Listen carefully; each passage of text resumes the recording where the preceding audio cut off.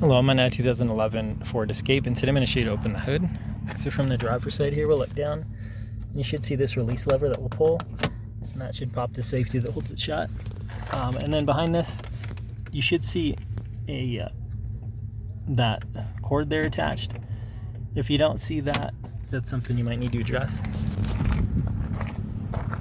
But now you see that the hood slightly popped, so you can reach your fingers in here now.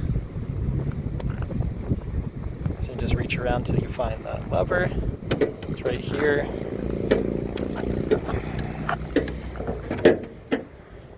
So I pushed this way and then lifted. Sorry for the camera work there. And this is not holding it up, and it was just resting here. Again, that's what that looked like. There's where it was hooked onto. And then also we're double checking to make sure your hood's in proper alignment, because if it's crooked, that could cause issues. Make sure nothing's bent, nothing's broken with any of this. If this is sticking a lot, maybe double check there's no debris stuck in here that needs cleaned up. Maybe spray some WD-40 to loosen it. But otherwise, I hope this is helpful.